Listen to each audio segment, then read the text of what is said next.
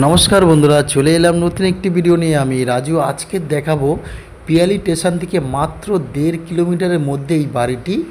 Piyali station থেকে মাত্র 1.5 কিলোমিটারের মধ্যে এই বাড়িটি।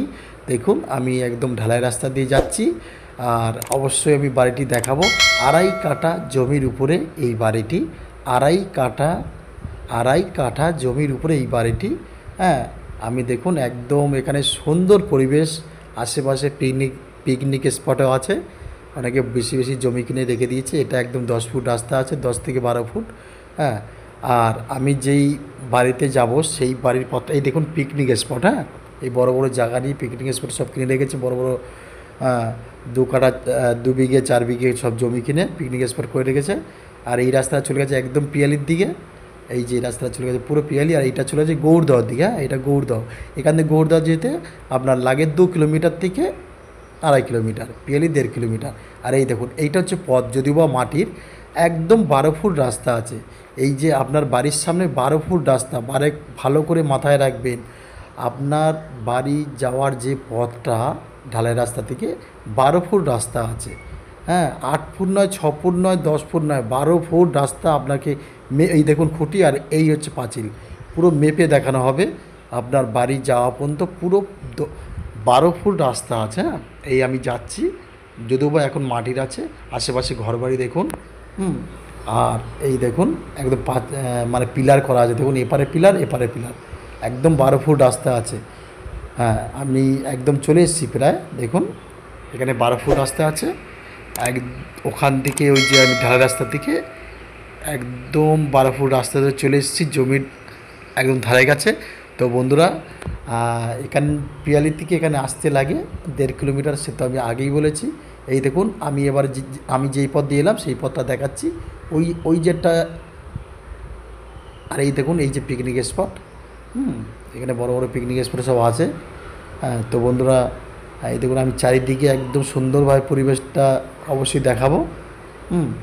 তো আমি একদম বর্ষার সময় ভিডিও করছি। হ্যাঁ, বৃষ্টির সময়।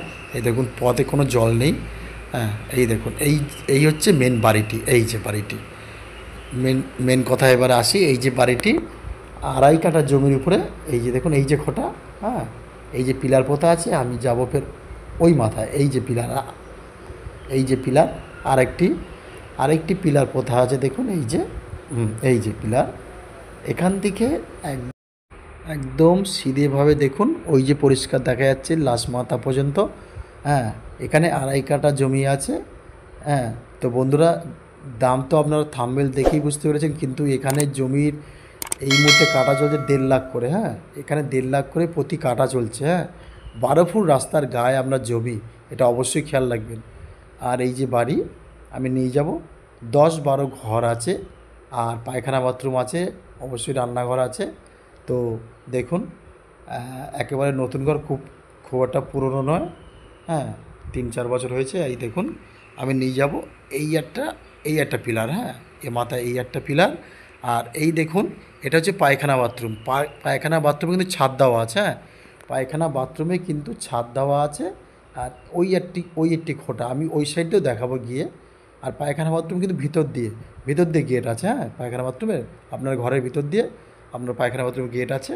তো তবে বন্ধুরা, ঘরের ভিতরটা আমি দেখাতে পারলাম না, কারণ এই মুহূর্তে তালা মারা আছে, ওনারা বাড়িতে নেই। তো বন্ধুরা দেখুন, আমি ওই সাইড দিয়ে দেখাবো। আর এখানে আসতে গেলে শিয়ালদা স্টেশন থেকে ক্যানিং ট্রেন ধরবেন, আপনারা পিয়ালি স্টেশনে অবশ্যই নামবেন। এখানে সামনে ছোট্ট একটা ডোবা কাটা আছে। তো বন্ধুরা, এই যে দেখুন, আর প্রিয়াংশু ভিলাই চ্যানেলটিকে অবশ্যই সাবস্ক্রাইব করে রেখে দেবেন। আর একটা লাইক তো অবশ্যই আমাদের জন্যই মানে প্রাপ্য হয়, সে আগেও বলেছি, প্রত্যেকটা ভিডিওতে বলি।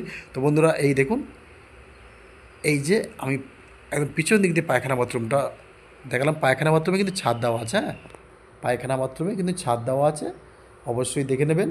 তো বন্ধুরা, আমার কাছে কম দামি জমি অনেক আছে, আপনারা ভিডিও তো দেখেছেন অবশ্যই। আপনারা যদি মনে করেন যে কম দামি জমি কিনে আমি ঘর বানিয়ে নেবো, সেটাও পারেন। একদম পরিষ্কার জমি।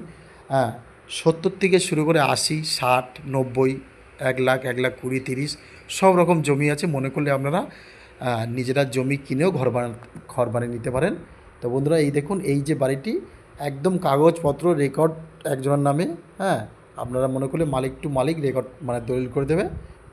কোনো রকম এর ভিতরে কোনো কোনো ইয়ে নেই, কোনো অসুবিধা নেই। তো বন্ধুরা, আবার দেখা হবে নতুন কোনো ভিডিওতে। তো আমাদের সাথে যোগাযোগ করবেন। ধন্যবাদ।